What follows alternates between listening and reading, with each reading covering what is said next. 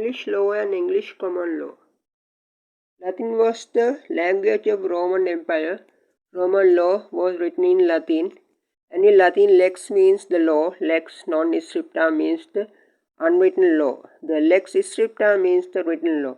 The law of England is the common law and statute law legislation. Judge-made law in England is the common law, that is to say judgments of the superior courts. The English common law found its way out criminal law through the procedural law. Section 80 to Section 94 of the Code of Criminal Procedure Act, number 15 of the 19th century, deal with the manner in which a breach of the peace matter ought to be dealt with. Whenever there is disturbance of public peace, the police under the common law in England have a right to arrest or produce the parties involved with the breach of a peace before a magistrate. King's peace was a strong concept that developed in England from the 12th century onwards. A breach of the king's peace was treated as a wrong or a crime against the king. Justice or keepers of the peace were appointed in the 12th century, out of which the lay magistracy developed in England. Statutory powers were granted to each county, local area or district to appoint justices of peace. Independence of the magistracy was established by the way of statute. Lay magistracy in England and Wales. Magistrate courts are in lowest tier in the criminal justice system in England. There are two categories of magistrate courts. Once in lay magistracy, over the years justices of the peace in England came to be known as the magistrates. A set of lay people appointed by the Lord Chancellor to each local authority. These magistrates, mature men and women, for appointed and paid only travelling allowance. These lay people, who have no legal qualifications, preside over the magistrates' court. There are over 30,000 lay magistrates in England and Wales. London is the capital and it is a metropolitan city. To the metropolitan cities of London, Birmingham, Manchester and Newcastle, like in Sri Lanka, solicitors or barristers are appointed by the Lord Chancellor and stipendiary magistrates. Bow Street Magistrates Court in London is the equivalent for our Chief Magistrate Court, Colombo.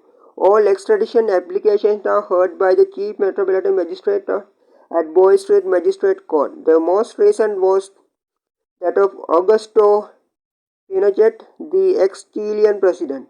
The main function of both categories of the magistrate court is to deliver summary justice to those charged with less serious crimes. In indictable offences, they conduct committal proceedings. A binding order is always connected with breach of peace. In the Magistrate Court in Sri Lanka, under Section 81 of the Code of Criminal Procedure Act of number 15 of 1979, an application for a binding over of parties by magistrate could be made by the police. Land dispute or dispute over land boundaries very often lead to breach of peace, especially in rural areas. Rural courts existed to deal with petty offences. Lawyers were excluded from the rural court. In 1974, rural courts were abolished and were replaced by primary courts. Therefore, under Section 66 of the Primary Court Procedure Act number 44 of 1979, land disputes are settled by the primary court judge. Where there is no primary court, the magistrate court deal with land disputes. Such a dispute can be placed on par with an application for breach of the peace or a binding over application. This can be seen as an innovation from the common law. Canada, United States of America, Australia and New Zealand are the other common law jurisdictions. The clerk of the justices. There are a clerk to any lay magistrate court. A clerk is always either a barrister or solicitor. A clerk is the chief administrative officer in the magistrate court. However, he sits in advisory capacity to the lay magistrates. Normal practice with the lay magistrate court is for 3 lay justices to sit in judgment. As they have to decide on fact of a case on the law, it is the responsibility of clerk to the magistrate court to advise them. Beyond proof, reasonable doubt.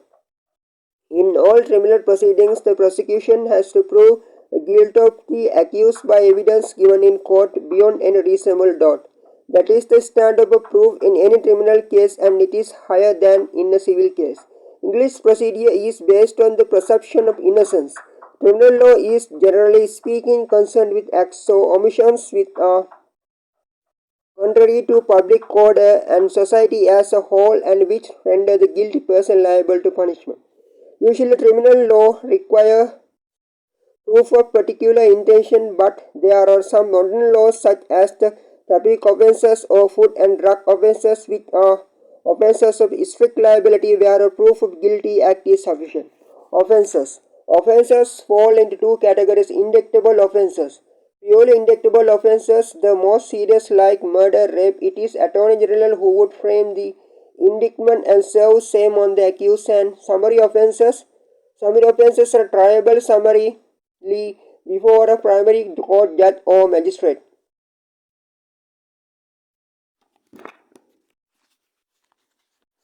It is magistrate court which is fully vested with criminal jurisdiction. The magistrate court was called the police court, especially in the colonial days. In Ceylon for 3 years, I had to do a considerable amount of work as judge and police magistrate.